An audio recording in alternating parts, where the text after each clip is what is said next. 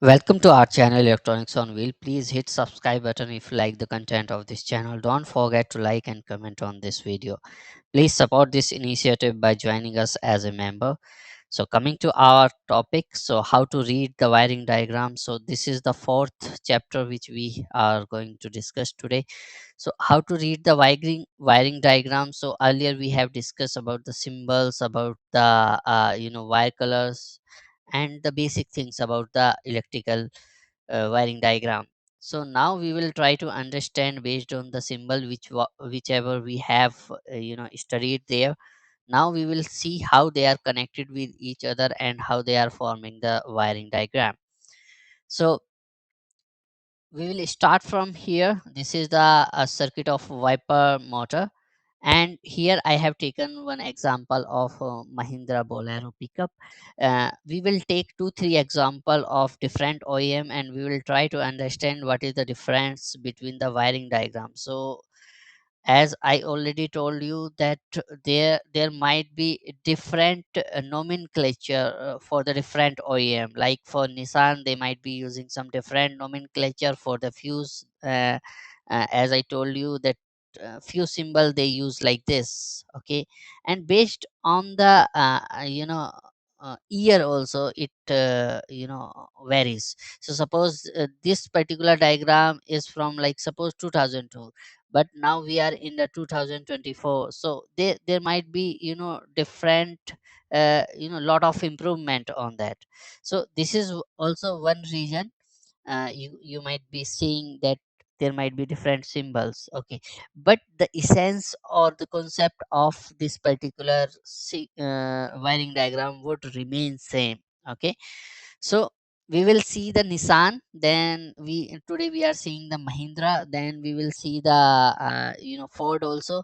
So 2 3 wiring diagram we will see on a different OEM, and then we will try to correlate what is the difference. So let's start with this wiring diagram. So this is E3 is nothing but the grounding, and grounding you can see here. So this is the this type of grounding, that is battery grounding, and you have this wire that is battery negative. Then you have this side the battery positive. This is 12-volt battery like this. Then we have this wire of a red color, and 8.0 is nothing but the wire cross section area in mm.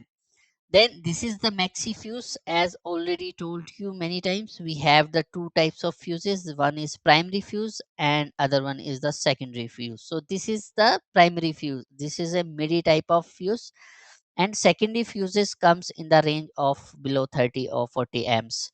So if I ask you this particular fuse is nothing but the secondary fuse which is coming in the fuse box.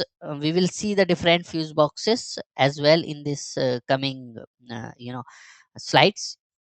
Then here you can see we have already discussed, this is the 6 square this is nothing but the violet color. This is the color of this wire. Then you have the ignition switch. Then ignition switch, this particular wire is connected to this point, so there would be some terminals here. They have not mentioned the terminal, but we will see in the table where you will see the particular ignition switch will be having one particular terminal, that which terminal it is connected. So you will get that information. Without getting that information, you will not able to find out where the wire is connected, that particular wire.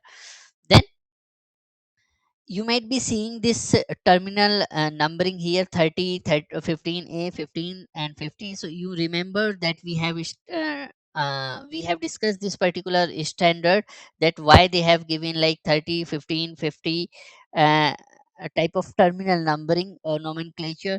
Why they have not used this like 45, something like that. So we have one particular standard and we have already discussed. Could you please comment on the comment box which standard we have used for this particular mm numbering? Then we have this wire which is coming from this position, that is 15A, that is 4 square red wire, color of the wire. Then fuse rating, this is the 15 amps fuse, and this is how this particular fuse box or fuse printing would be there, that you will try to find out that which particular fuse is used for which purpose, like front wiper wiper, then rear wiper 10 amps, then you might be having AC clutches, then you for WD you might be seeing the 20 amps. So these are the different types of fuses which are used in this particular vehicle. So this gives the information about all the fuses, and it plays very important when you are diagnosing any particular issue. Then you have this particular, this is nothing but the splice, and then this splice is divided to the front front wiper switch, and then you have this wiper motor front, then you have the this relay, and then you have this wiper washer switch as well. So see, this particular splice joint is given to the different components, okay, and this particular one fuse is used. So already we have discussed one of the video, that how to save the costing on that. So you might have seen that this particular fuse is shared with the three different components. So this particular fuse 15 amps is shared with the wiper switch, wiper motor front, and then it is shared with the other component as well.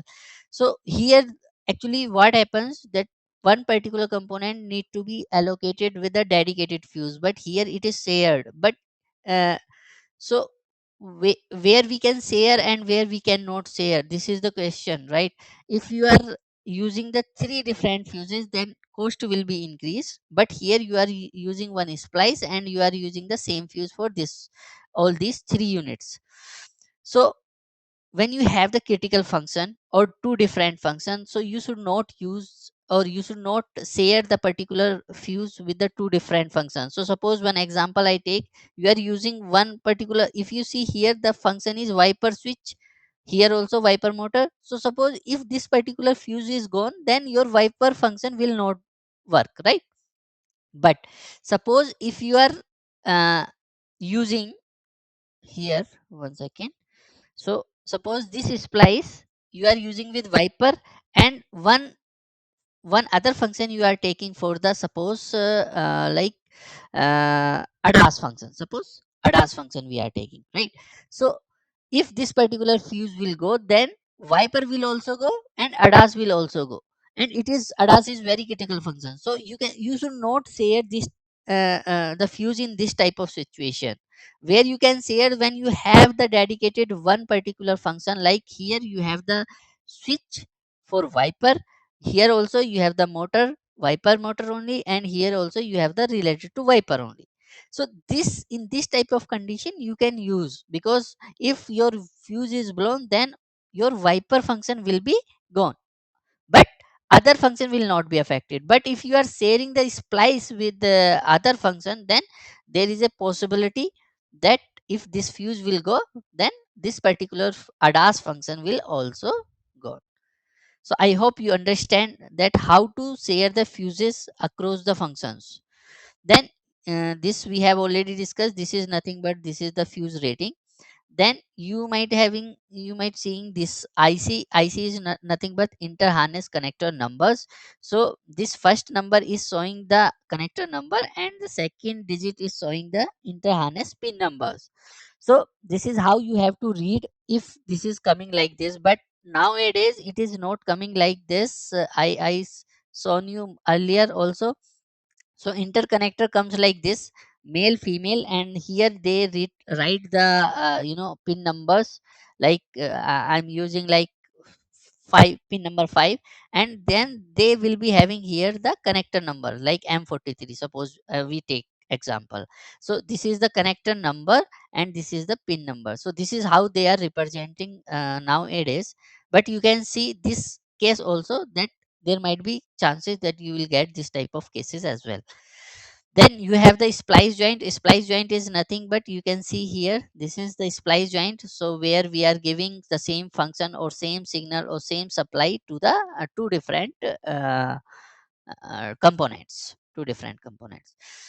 Then you have the name of the component. So here you can see all these are the name of the components. What is the particular component, like wiper, washer switch or washer motor front, then wiper switch, then wiper motor front, then ignition switch. So all these are the name of the component. Then you can see here this is nothing but the ground point, and as already I told you that this is the ground point location. This is how it's shown. So E1, E2, E3, they have the this nomenclature that E1, E2 will represented as a earthing. So this is how they have shown here. Here you can see in this table view cable from the insertion view. So what is the meaning of this? So you can see here view from the harness side. So this is the harness side, and if you are given this view, so 1 and 2, this is you have to read from this side. But suppose if view from the terminal side or the front side, then this is the meaning of this. So you have to see in this way, that connector on the front side. So this is how the different view of the connectors are given in the drawing. So we will see this in detail. So this is how you have to read the wiring diagram, and this is the, as I told you, this is the uh, wiring diagram for Mahindra. It may different for the Tata, different for the uh, you know Ford or Toyota. So we will see some more example also in the coming classes. So here you can see this is the connector view. This is the wire insertion view. So wire insertion view, as I told you, this is nothing but here. This is the wire insertion view. So these are the all view of ignition switch, wiper motor switch. Okay. So here you can see this numbering is not given, but what does it mean? That if this wire insertion view is given, that it means that 1 and 2. This is how you have to read here in the connector view. Then we will see some of the points on how to perform the efficient diagnosis. Those there are 6 steps which we have seen. We will see. So the first step is listen to the customer complaint. So whatever customer is coming with the complaint, you have to first listen and you have to collect the data on based on the customer complaint. We will see what are the data you have to collect. Then verify the system and you can simulate that particular symptom, whatever the customer is saying. Then you have to narrow down that particular possible cause, that what can be the possible cause for that particular problem. Then you have to inspect the circuit, repair that circuit, and then make sure that it is working properly and it is not making any other fault after your diagnosis or after your repair. So we will see some in more detail the step 1. So step 1, what are the particular things you have to collect from the customer. So what, when, where, and how. These are the 4 things you have to collect from the customer also, and you have to diagnose or try to find out through the vehicle as well. So what, first is the vehicle model, then engine, transmission, and the system, translation system like radio, other things. So you can ask the particular system where the particular issue is coming, like starting system, or the vehicle is not cranking. Then you can see on that starter motor also what type of starter motor is used, what is the rating of that starter motor. This is how you have to diagnose your particular issue. Then when, so you have to ask to the customer that what is the date, time of the date, weather condition, and frequency. So one example I just give you, that like weather condition. So suppose your customer comes with a complaint that my vehicle is not starting. So what is the meaning of weather condition? Why you are asking the weather condition to the customer? So customer says I am starting my vehicle in minus 15 degree centigrade or 45 degrees centigrade, right, or 40 degrees centigrade. So these are two extreme condition of starting the vehicle. Okay, so the vehicle will behave totally different way. So you have to make sure that what are the weather condition for the vehicle starting. Is there any issue uh, during that particular time or during that particular temperature range? Okay, that you have to think on that way. Then where the road condition, I will tell you this, this one particular example, that sometimes we give that cold cranking aid for this particular temperature, minus 15 degrees centigrade. That's why I told you that minus 15 degrees centigrade or minus 20 degrees centigrade, this is very extreme condition, so you cannot start your vehicle in a like normal condition, like. So we have to think in that way. So in cold cranking aid, suppose if your vehicle is not starting, so there might be a issue in cold cranking aid. So we will see this thing particular, cold cranking aid, what it is, in the coming videos. So where that condition, road condition, you have to see altitude, traffic situation, then how the system symptoms you have to see, operating condition you have to see, or if any aftermarket accessories have been installed in that. So what does it mean? Suppose your headlamp is not working. The customer comes with this problem that headlamp is not working. So what does it mean? That what might be the, uh, why I am asking the aftermarket accessory? So there might be case that customer has already installed one aftermarket additional lamp, and your system is not designed to handle that particular aftermarket headlamp. So there might be chances that your fuse might be blown. So that's why this, all the questions are very necessary when you are talking to your customer. So this is how you have to deal with your customer, and you have to collect information from the customer. Then step 2, what you have to do, you have to verify the parameter of incident, whatever he told you, the customer told you. Then if the problem cannot be duplicated, then you can perform the incident simulation test, if the particular symptom is not duplicating. So step 3, then you have to collect the proper material. You have to get the proper thing, like we have already told you, like you should be aware about power supply, you should be aware about wiring diagram, you should be aware about the functions of the system, how the operate that particular function is operating. Then applicable service manual section, of course you have to go through that. Then check of any service bulletin as well. So these are the things these step 3 is very important. You have to check all these things, because then only you will come to know the real problem, and based on your knowledge, your experience also, you can apply your knowledge, and you can try to diagnose what might be the case. Then what is the step 4? You have to inspect the wiring harness, loose connectors, mechanical binding, all these things you have to do. Is there any wiring loose connector is there, wiring damaging is there? Okay. So best example for this one, I have told you that you once you will take the wiring diagram, and one by one point you have to check the voltage. If voltage is correct, then it is sure that your wiring for that particular section is okay. So suppose if loose connector is there, then there is a chances that you will not get the proper voltage in the voltmeter. So that is how also you can check from the voltmeter as well. When you are checking the, determine which circuit or component are involved, and diagnose the using the power supply routing, as I told you. Then harness layout also.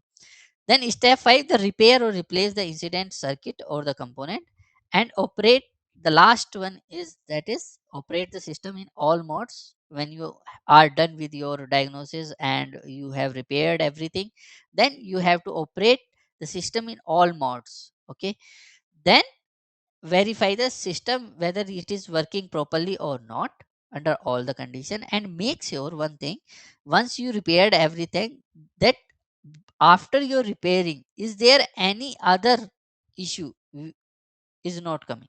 Okay. So sometimes what happens, like you have repaired something, and but you have created one more issue. You have solved the previous issue, but you have created the more one more issues. Okay. So that particular thing you have to make sure that you are not created the other issue. So this is how you have to diagnose your vehicle when the customer comes with the any issue. So in next video we will try to explain about the ground location for this particular vehicle, then fuse box and relay location, fuse box detail, what particular fuse is used for what function, and how they have used. We will try then fuse box detail, how many fuse boxes are used. Okay. We will try to reverse engineering on this particular vehicle, and will try to get maximum information from this particular series. If you like the content, please support this initiative by joining the member of this channel. You can join as a member, and you can support us. Thank you for your time. Thank you.